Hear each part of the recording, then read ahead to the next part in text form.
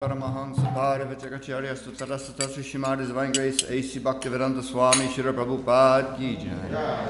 Kantaraj Srimad Bhagavatam Ki Jai. All glories to the assembled devotees. All glories to Sri Guru and Sri Gauranga.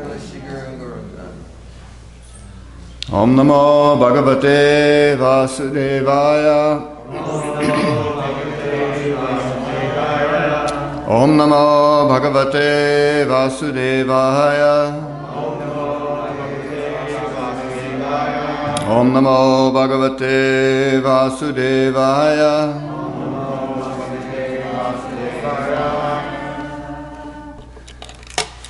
Good morning, everyone. Before reading Bhagavatam, I was asked to say a few words on the life of Gaura Kisora Das Babaji, who was the spiritual master of Bhaktisiddhanta Sarasvati. It is said that Gaura Kisora was born in East Bengal, which is now known as Bangladesh, and it was known as Bangsidas, not to be confused with Bangsidas Babaji, who was another personality. And Gaura Kisora was married at a young age. I don't have the dates or who the person he was married to, but his wife died at a young age, and somewhere it was said that he was 29 years old when his wife passed away. And as a householder, he was a very simple man, and as a householder, he engaged in agricultural activities, specifically selling trees. Trees. Yeah. And after his wife passed away, he walked, tremendous journey. He walked from Bangladesh to Vrindavan. And upon arriving in Vrindavan, he took shelter in Varshana. Initially, and he spent about 6 years in Varshana. And he would gather flowers and make garlands for the deities. Afterwards, he wandered through the various forests of Vrindavan. And he took initiation from a disciple of Jagannath Das Babaji, who's known as Bhagavat Das Babaji. And while in Vrindavan, he lived as a renunciant, much so in the path of Raghunath Das Goswami, sometimes eating only the mud that he took from the Jamuna, and wore nothing but loincloth, which he actually gathered from the corpses in the crematoriums. And always chanting the holy names. He had a favorite bhajan. I don't know it by heart, but it was reference to Radharani, prayers to Radharani and Krishna. And he would chant 200,000 names of the Lord, equivalent to 128 rounds a day. Yeah. So,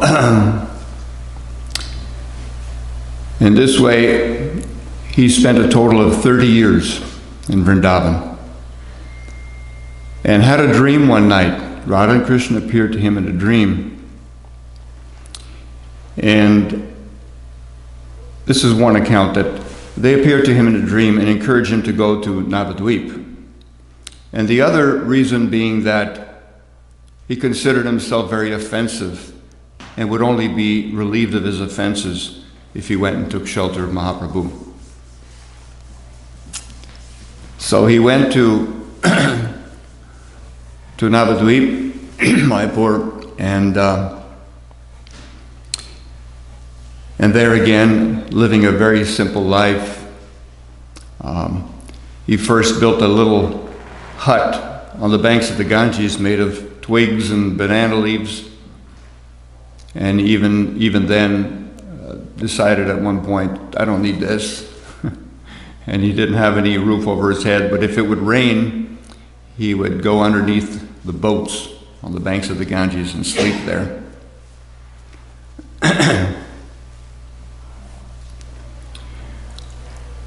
One king was very attracted to Gaura Kishore, and he invited him to come and live in his palace with him. He was a Vaishnava king, and told Gaura Kishore, please come and live with me. And Gaura Kishore says, oh, I can't go live with you. If I go live with you, actually a messenger had been sent. He told a messenger, I can't go live with him. If I go live in this palace, I'll become attracted to enjoy this beautiful palace and then become envious. So the message was sent that better you just give up your whole palace and just come and live with me. And we'll be happy, living a simple life and chanting the holy names. Thus, Babaji became very, very popular. He was very famous. And people would want to get his association, but unfortunately, most of them were not very sincere, had material desires, and they just wanted some recognition of having spent time with Gaura Kishore. And so he would devise different ways to avoid these people. And one couple who were very, very pious Vaishnavas, they also told the Babaji, he says, look, we can build you a kutir and you can come and stay there. And he said, no, he says, people are always disturbing me. They'll come and disturb me and I want no part of it. And then he thought, well, actually, if you want to help me, let me live in your toilet. He says, I'd rather tolerate the smell of the toilet than to have the association of materialistic people. And they realized he was serious. So they agreed, and however they had someone come and fix up the whole place, repaint it and clean it out and everything. And so the Babaji stayed there. I believe he stayed there for 6 months. And whenever he would hear people, he would just lock the door and just loudly chant.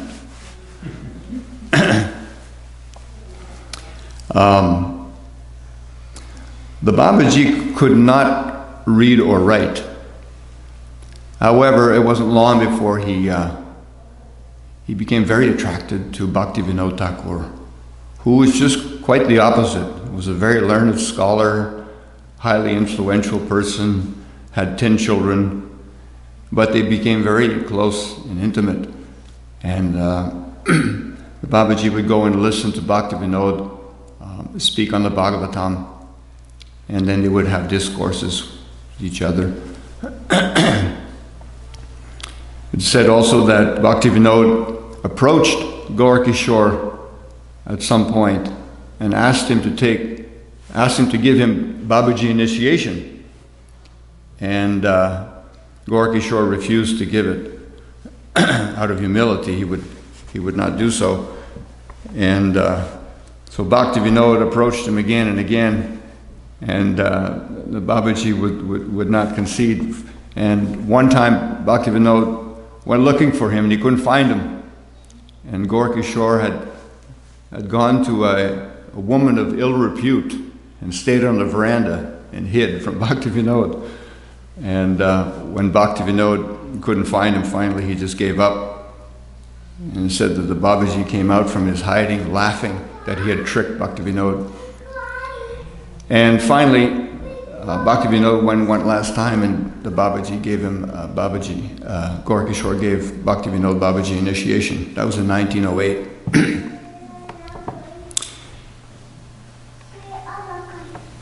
And Bhaktivinoda also wanted his son, Bimal Prasad, to take initiation from Gaura Kishore. So Bimal Prasad, later known as Bhaktisiddhanta Maharaj, went to Gaura Kishore and asked for initiation. And Gaura Kishore Babaji had pretty much made a vow that he wouldn't accept any disciples. This was from the very beginning. He would never consider accepting any students or disciples. But Bhaktisiddhanta was determined to take initiation. It was also Bhaktivinoda's desire and firm instruction that you go and take shelter of Bhaktisiddhanta, of Gaura Kishore. So Bhaktisiddhanta went to see Gaura Kishore and asked for initiation, and Gaura Kishore refused. He says, I cannot, you are a learned scholar, and he was basically pointing out all the exalted qualifications of Bhaktisiddhanta, and says, there's no way I can give you initiation. And there are different accounts, but apparently he went 13 times. And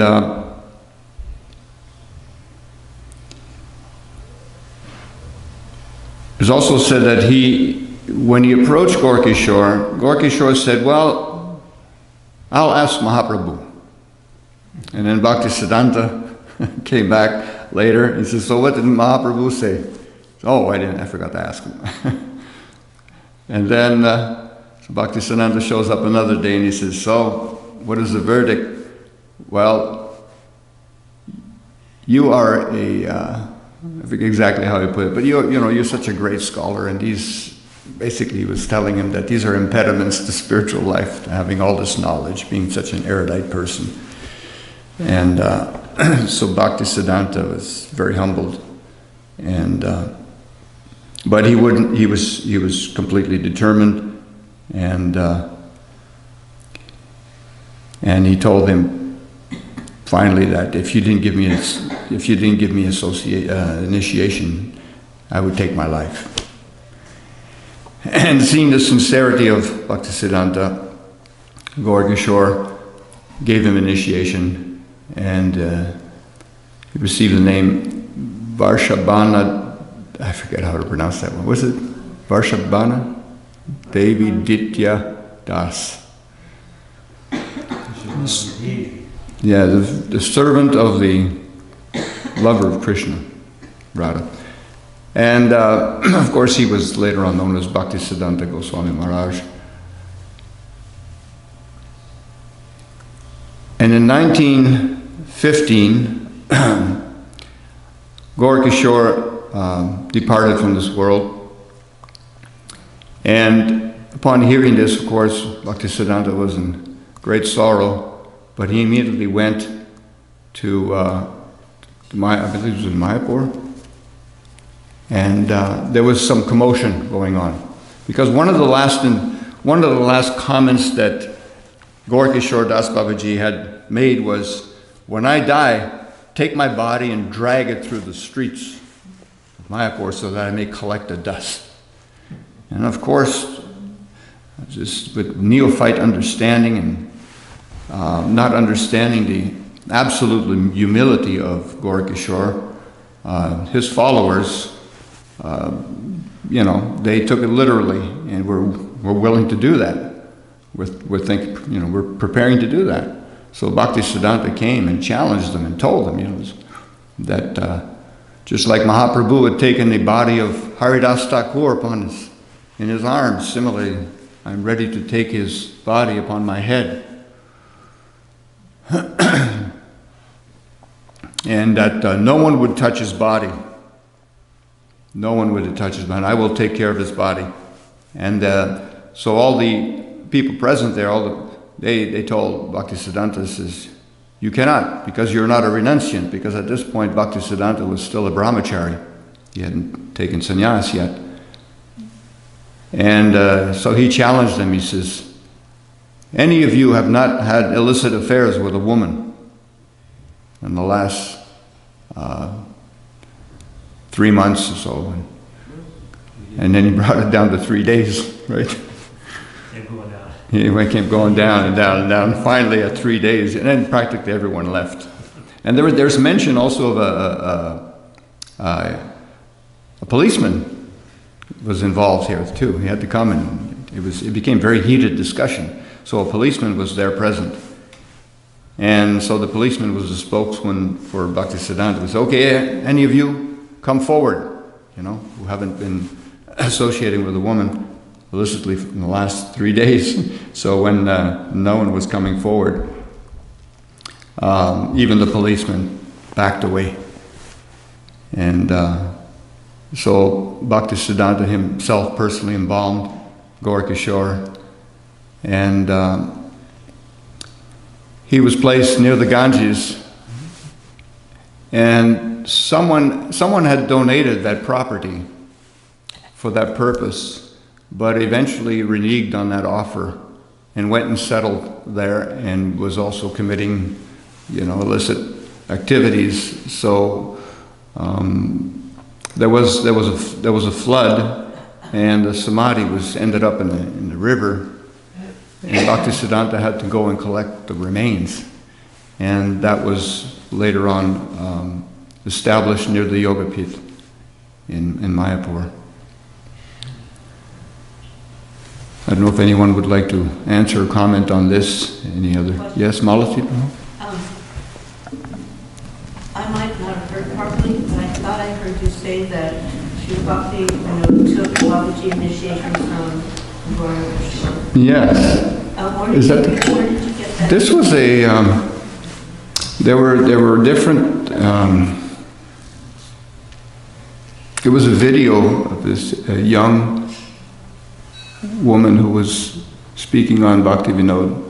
Okay. And I read different sites. I read different sites, but I don't remember the names. Prabhupada's teachings, Mm-hmm. and then he has many comments about Srila Gaura Kisora. Mm-hmm. And we do know, as you correctly said, that he was the spiritual master. He initiated Srila Bhaktisiddhanta. Mm-hmm. Nowhere is it said that he accepted Babaji from Bhakti Vinod. So I'm questioning that. Accepted Babaji from no, not from Bhakti Vinod. Bhakti Vinod from Gaura Kisora. There's no mention of that? Yeah, that Bhakti Vinod took Babaji from him. That's not mentioned. Not mentioned. I just did a check again to find out if maybe I missed something. I'll show you the video. Yeah. But you have to hear from the right sources. Yeah, well, I knew. Yeah. There's a lot of stuff on the internet, but it doesn't connect us to the teachings of Prabhupada, so we have to be a little bit careful on that. Thanks for bringing it up. Krishna fulfilled my wish, because I was going through different sources, and I hope that things are clarified if I do say something that's not completely verified here.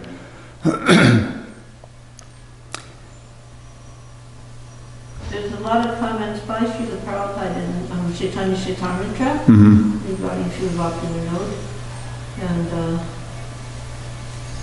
that's a good source. Yeah. So the verse for today is the same as yesterday because it was a long purport. I'd like to commend Gaura Shakti for his wonderful class and the comments at the end of the class. Questions.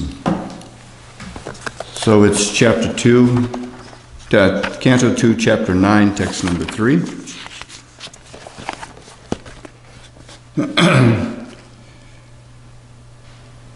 And I'll just read the translation. As soon as a living entity becomes situated in his constitutional glory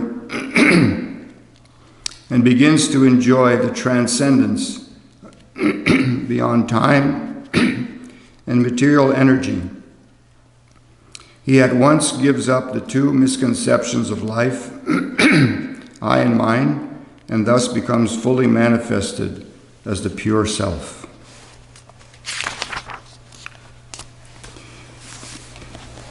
In the second half of the purport, the Supreme Truth is uncontaminated by the illusory energy because he is the controller of that energy. The relative truths are apt to be engrossed in illusory energy.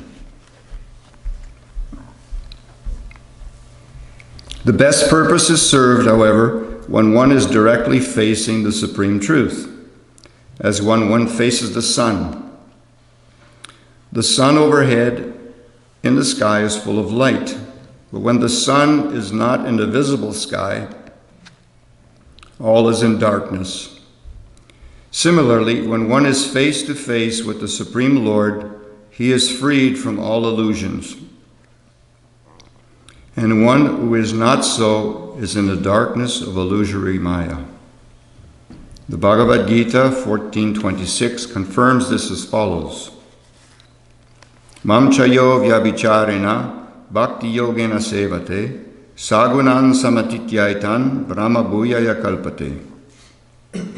So the science of bhakti yoga, of worshipping the Lord, glorifying the Lord, hearing the Srimad Bhagavatam from the right sources, not from the professional man, but from a person who is Bhagavatam in life, and being always in the association of pure devotees, should be adopted in earnestness. One should not be misled by misconceptions of I and mine. The karmis are fond of the conception of mine, and the jnanis are fond of the conception of I. And both of them are unqualified to be free from the bondage of the illusory energy. Srimad Bhagavatam and primarily the Bhagavad Gita are both meant for delivering a person from the misconception of I and mine. And Srila Vyasadeva described them for the deliverance of the fallen souls. The living entity has to be situated in a transcendental position where there is no more influence of time nor of the material energy. In conditioned life, the living entity is subjected to the influence of time in the dream of past, present, and future. The mental speculator tries to conquer the influence of time by future speculations of becoming Vasudeva or the Supreme Lord himself by means of culturing knowledge and conquering over ego. But the process is not perfect. The perfect process is to accept Lord Vasudeva as the Supreme in everything. And the best perfection in culturing knowledge is to surrender unto him, because he is the source of everything.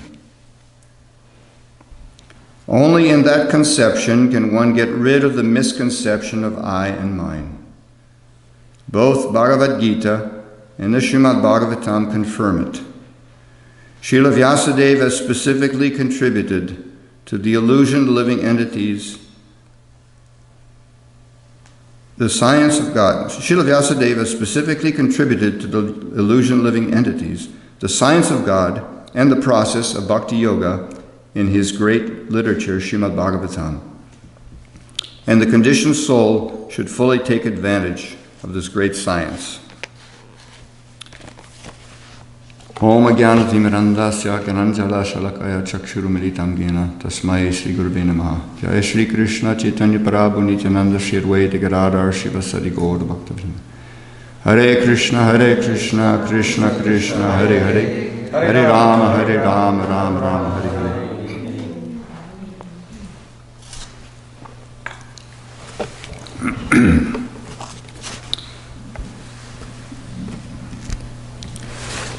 This first part of this purport, part of this last paragraph, Srila Prabhupada gives refers to being in the presence of Krishna as like being present of the light. And there's no possibility of darkness. Even in Krishna's instructing Arjuna on the nature of the soul, that one realizes the self, the individual self, even that realization can come about, that one who is enlightened with knowledge by which nescience is destroyed, that very knowledge reveals everything just as the sun lights up everything. And ultimately that knowledge is to realize, as Krishna says, when one has learned the truth, one will know that all beings are but in me and they are mine. We are all eternally parts and parcels of the Supreme Lord, one in quality, different in quantity. And but there's two categories of consciousness, we could say, that keep us from understanding this, and that is the consciousness of this belongs to me, and the consciousness of I am the Supreme. I am the controller and the enjoyer of everything that surrounds me. The I and my mentality. So I was thinking how, just like if a person is in the ocean, one is drowning in the ocean and is trying to figure out different ways to save themselves. This material world is compared to an ocean or blazing fire, and how to get out of it. And material consciousness is all about manipulating this material energies in such a way as to decrease our suffering, but never truly enjoying. We're constantly struggling. Sometimes going underwater, sometimes coming up for air, but still, we're struggling. If one is a little bit more fortunate, then one can be on a boat, no longer stuck in the ocean. One is on the boat, but then one is thinking, this is my boat, I'm out of the ocean, but how long can you stay on the boat and on the ocean? Unless one reaches the land, unless one comes to the understanding that both the ocean and the boat belong to Krishna, and ultimately we are meant to be back on land serving the Lord and recognizing Him as the Supreme Proprietor, the Supreme Enjoyer. Krishna tells Arjuna this in the 5th chapter. Those sages who know me to be the purpose of all sacrifices and all austerities, all charities, all endeavors, Krishna is the purpose of this, the enjoyer, and who know Krishna as the proprietor of all the planets and all the demigods, which includes everything else, and that Krishna is the eternal friend and benefactor and well-wisher of all living entities. Only such people can become free from the pangs of material existence. So,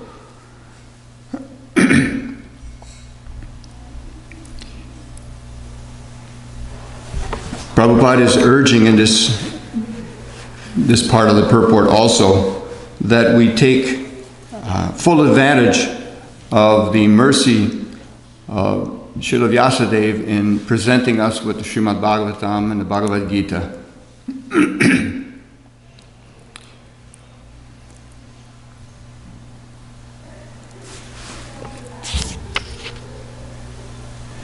When the living entity is situated in a transcendental position, then there's no more influence of time nor the material energy.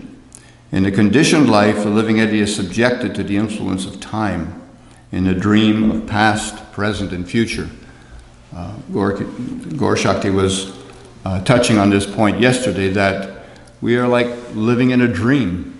It's a very fanciful dream and actually appears very concrete and so real to us.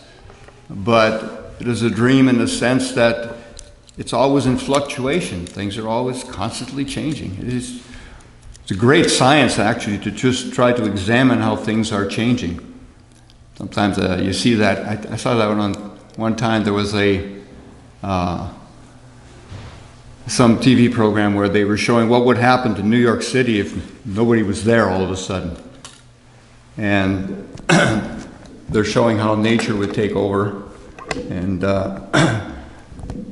you know, with the technology today, they're able to show the progression in kind of like in slow motion, going from one year to the next. So similarly, we are going through imperceptible changes. Our bodies are changing imperceptibly. We don't really notice it taking place. So it is a wonderful creation, and yet scientists claim to be able to replicate this. But and unfortunately, there's been some information out there recently also in regards to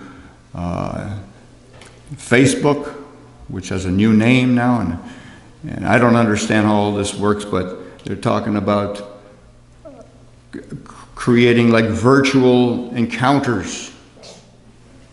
I don't know if anybody's seen this, but it's like you can be present in another room with a friend of yours, going to a concert, and it's almost like being there with. But it kind of sounds kind of a little bit ridiculous, because we're trying to wake up from one dream here, and now they're putting us into another dream, a deeper dream. So just going the opposite direction.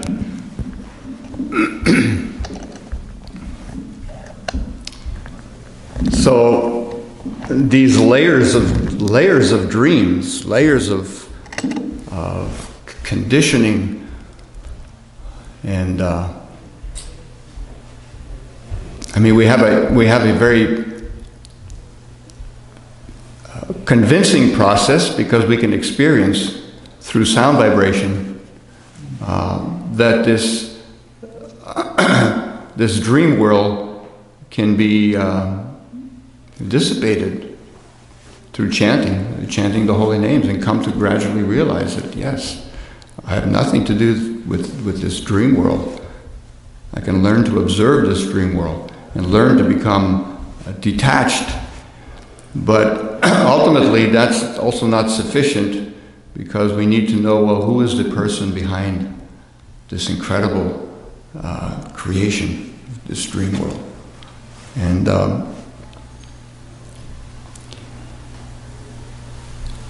it's like if you hear of an incredible artist, and the more you hear about the artist, then you become attracted to want to meet that person and to see the creation. So you walk into you get to meet the artist, and then you walk into his studio, and you see the works, and become very attracted to seeing the works, and not only that, and seeing the artist. You would not think for a moment to stealing the artwork, right?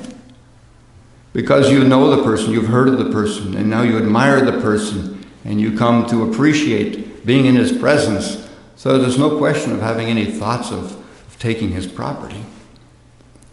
So similarly, in this world, unless we get to know the person behind the creation, it's very easy to forget and to misappropriate that energy. So we're being called upon to hear more and to take advantage of Srimad Bhagavatam, Bhagavad Gita, in order to develop our understanding of Krishna and his wonderful qualities, and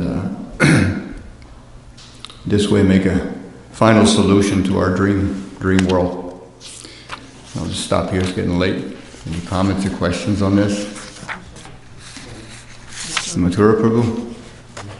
Microphone's there, Mathura. Microphone's behind the camera.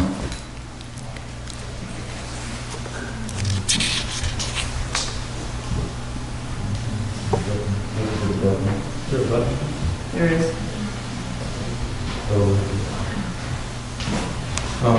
Hare Krishna, thank you so much. I had a question about that one verse you quoted. So I've had it for a while. I haven't been able to figure it. Never asked anybody recently. What's that verse? How's it go? Mam Vyabhicharina? Mam chayo vyabhicharina bhakti yogena sevate sagunan samatityaitan brahma bhuya yakalpate. Yeah, and my question is on the translation about. It said something about if one never falls down from that. I don't know the translation. It's not mentioned here, but I don't know. not fall down, comes to the level of Brahman, Bhagavad Gita, 14:26. Yes. Yeah, it comes to the level So of part of that mind. verse says who never falls down. But what if a practitioner is not steady, hasn't reached the steady platform, say Nishta or whatever, and so they, you know, I don't know exactly what sort of kind of go in and out of it, you know, and maybe not fixed in that, but so perhaps are they considered like they fell down, or what does that fall down mean? That's what I'm wondering. Is it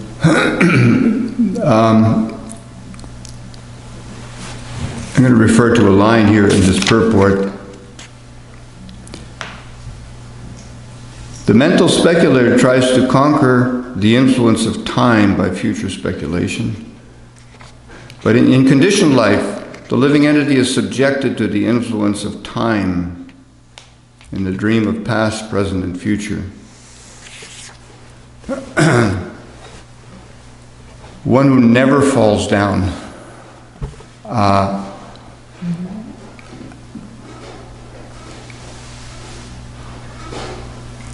In one sense, we could say that the soul has never fallen from the spiritual world because it is of a different, the material manifestation is a totally distinct energy from the spiritual being. This is explained in the 7th chapter of the Bhagavad Gita, that earth, water, fire, air, mind, intelligence, false ego, these are my 8 separated material energies. Besides this inferior energy, there is a superior energy of mind where all living entities struggling with this material world and sustaining it.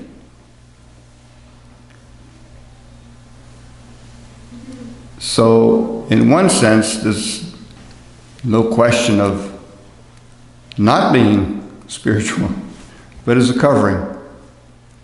The only determining factor in whether something, the experience is a material experience or a spiritual experience, is the desire. So trying to put a time factor on, one doesn't fall down. So the moment we are situated in Krishna consciousness, then in that moment we are automatically situated in the Brahma-Bhuta platform. But the next moment, independence is always there. So I can choose in the next moment to forget. So in that sense, I've fallen down, yeah. So it's forgetfulness.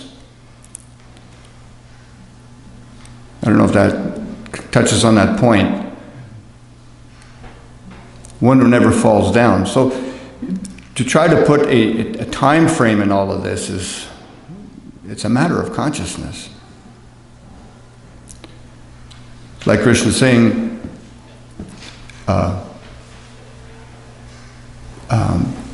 just try to give up material activities, and replaced by devotional service, and in that consciousness.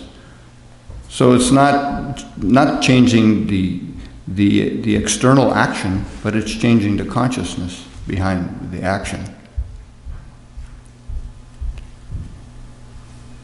So I don't know. I don't know how to explain it in terms of the time factor here, because it's really about consciousness.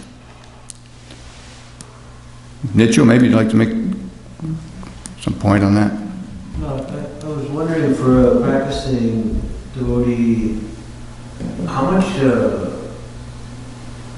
don't want to say time, how much of their consciousness should be absorbed in the understanding of the miserable nature of the material world versus transcending it living a life of transcendence. Do you understand the question? How much time, for practical purposes, how much time spent in studying material nature and how it works and all that? Question is, being conscious, you know, oh, this material world is a miserable place, a place hell, right. Get out of here, versus, how much, I guess so much devotional service, I don't worry about the material world. I mean, that's what I'm kind of wondering. I can It goes feel. along with this question, is that you Yeah. engage in full devotional service, you're not falling down, then you retain the level of Brahman or the spiritual platform. Right. Well, theoretically, because our process emphasizes, central to our process of sadhana bhakti is chanting the holy names, and the very nature and of chanting the holy names is asking Krishna, how can I serve you? So, to the extent that we know Guru and Krishna's desire for us, to that extent we'll know how much time to dedicate towards understanding these two, or acting in these two different departments of. I mean, I guess I'm reflecting that one seems to be, One seems, on one side, it's like a negative motivation. Mm-hmm. I want to get out of suffering. Yeah. And the other side is that I want to serve Krishna. Mm-hmm. So wanting to get out of suffering without knowledge can be just, as you said, spending our time adjusting the material energy to be happy or to not suffer. Anyway, these are just thoughts. I don't really have a question. Thank you.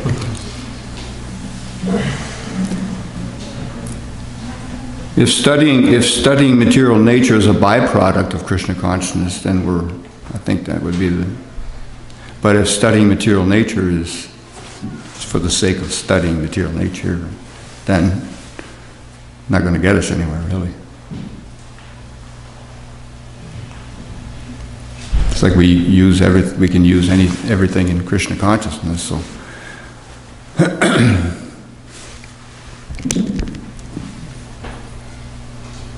All right. All glories to Srila Prabhupada. All glories to Gaura Kisora Das Babaji. All glories to the assembled devotees. Hare Krishna.